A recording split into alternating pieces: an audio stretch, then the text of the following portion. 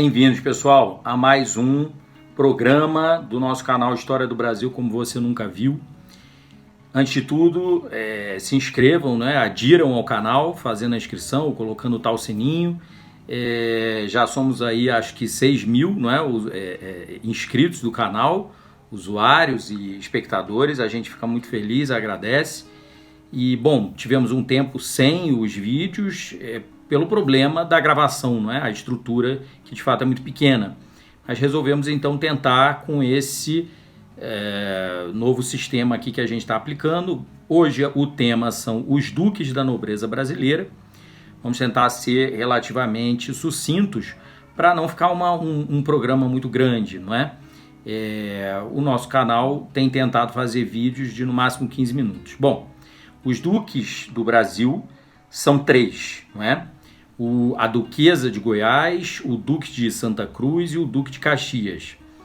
Bom, o assunto duques e títulos de nobreza ducais, né, é um assunto grande que a gente não tem como falar aqui nesse programa, né? Quer dizer, eu não tenho como dizer para vocês o que são duques, né? Como que duques têm similitude com príncipes em diversas culturas e diversos idiomas europeus. Fica para uma outra ocasião que a gente possa fazer isso. O que eu posso dizer é que, de fato, casas ducais na Europa são casas principescas, não é? Isso não necessariamente é igual em todos os países, porque cada país tem o seu sistema nobiliárquico nacional, para além de haver um sistema nobiliárquico internacional, que a gente não vai falar aqui agora. Bom, no caso do Brasil, então, nós temos a Duquesa de Goiás, que é uma filha bastarda de Dom Pedro I com a Marquesa de Santos, que ele legitimará. Dom Pedro tem 3 tipos de descendência: a descendência legítima, a descendência legitimada e a descendência ilegítima. A gente teve a oportunidade de falar sobre isso, a professora Isabel Lustosa e eu, na biografia e na descendência do Dom Pedro I, que é Dom Pedro IV de Portugal, na reedição da História Genealógica da Casa Real Portuguesa, lá pela Academia de Portugal, Academia Portuguesa da História, isso em 2008, no bicentenário da vinda da corte para o Brasil. Então, a descendência ilegítima de Dom Pedro é gigantesca e nem a gente vai tocar nesse assunto aqui agora. Bom, é interessante notar que o título de Duque de São Paulo e o título de Duquesa do Ceará foram aventados para os outros filhos que Dom Pedro teve com a Marquesa de Santos, que era a Dona Maria Isabel da Alcântara Brasileira e Dom Pedro da Alcântara Brasileiro. Mas esses bebês jamais poderiam ter sido titulados porque eles não sobreviveram. De fato, a Duquesa do Ceará, a bebê conhecida como Duquesa do Ceará, muitas pessoas inclusive acreditam piamente que o título foi expedido e que estaria no Arquivo Nacional, o que não procede, não é? De fato, somente a mais velha, a primogênita dessa união, dessa relação extraconjugal, foi Dona Isabel Maria da Alcântara Brasileira, titulada Duquesa de Goiás, com o tratamento de alteza. E, portanto, uma dignidade principesca para a irmã, meia-irmã paterna, mais velha, de Dom Pedro II, e que, bom, será uma menina que não vai ser criada pela mãe, a Marquesa de Santos, e sim pela imperatriz Dona Amélia. E por causa da imperatriz Dona Amélia, a princesa Amélie de Leuchtenberg, é que justamente Dom Pedro I faz o outro duque da nobreza brasileira, que é o Duque de Santa Cruz, que já era o Duque de Leuchtenberg e Príncipe de Eichstätt, na Baviera, que era o irmão, não é, mais velho da princesa Amélie, que era o Príncipe Auguste, ou Augustus, né? Varia aí o idioma em que você esteja empregando, eles são franco-germânicos, né? Pela mãe, eles eram Wittelsbach, que era a Casa Real da Baviera, mas pelo pai, de pequena nobreza francesa, mas eram príncipes napoleônicos, digamos assim. Não eram, de fato, príncipes de Leuchtenberg ao nascer, tá? Dona Amélia, quando nasceu, era uma nobre de Beauharnais, né? Mas, de fato, Dom Pedro exigiu tantos predicados para a futura imperatriz que deveria suceder Dona Leopoldina, que era difícil encontrar uma moça de alta realeza para se casar com ele. Então ele acaba se consorciando em 1829 com uma moça que, pela linhagem paterna, pelo título de princesa de Leuchtenberg e Alteza Sereníssima, era de baixa realeza. Sequer de média era, porque não era de uma realeza germânica do Sacro Império Romano Germânico, em hipótese alguma. Então, o Duque de Leuchtenberg, irmão de Dona Amélia, é feito Duque de Santa Cruz no Brasil com o tratamento de Alteza Real, o que é muito interessante porque ele lá, o tratamento Alteza Sereníssima, Durchlaucht, não de fato não significava muito, não é, no meio das famílias reais, né, nesse ambiente, não é, de alta realeza. Então o imperador do Brasil titula o cunhado, que ele vai fazer genro dele, porque vai fazer casar depois, que malogram os planos de casamento Dona Maria II com Dom Miguel. Então Dom Pedro, já doente, consegue que a filha Dona Maria II de Portugal se case com o cunhado dele, o Duque de Leuchtenberg, que é Duque de Santa Cruz no Brasil. Como se vê, os dois duques da nobreza brasileira do primeiro reinado, eles são principescos, não é? Eles são, na verdade, a filha natural de Dom Pedro e o cunhado e genro, futuro genro de Dom Pedro, não é?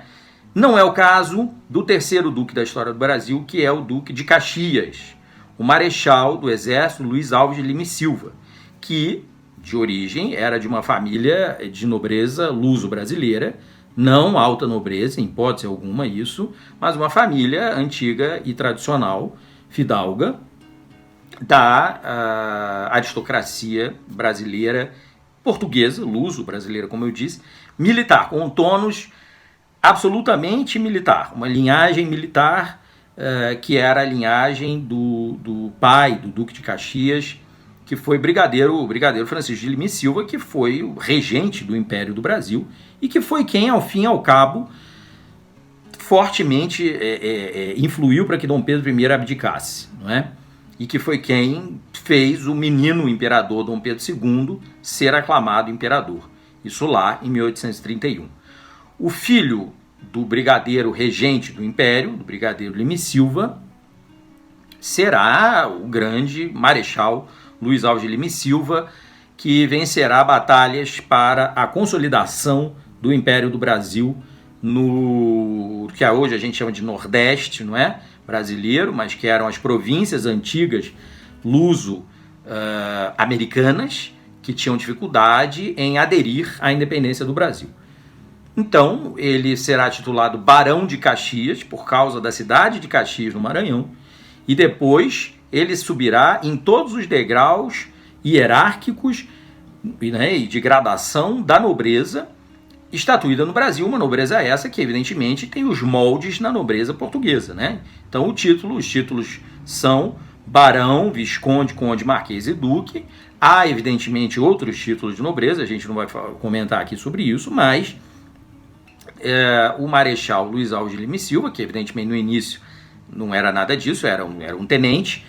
Vocês sabem que existe um fenômeno, o professor Rui Vieira da Cunha analisava, chamado de cadetismo, que mostra justamente que famílias nobres tinham os seus filhos, os seus rebentos, os seus infantes colocados como cadetes do exército imperial ou guardas marinhas da Marinha Imperial, da Armada Imperial, desde crianças. Então, o Duque de Caxias já era, com 5 anos de idade, cadete do exército. Esse é um fenômeno que mostra que mesmo com a Constituição de 1824, dizendo que aboliam-se os privilégios de nobreza hereditária, e de fato não tinham outros vinculados à terra, não é? Então o sistema fundiário não se conectava com ideias de nobreza territorial feudal, mas você tinha nitidamente as famílias nobres, as famílias fidalgas, que iriam para o oficialato das Forças Armadas, assim como seriam quase que hereditariamente da Guarda Nacional, que é um outro corpo, não é, social brasileiro, que vale a pena, a gente ainda falará em mais ocasiões. Bom,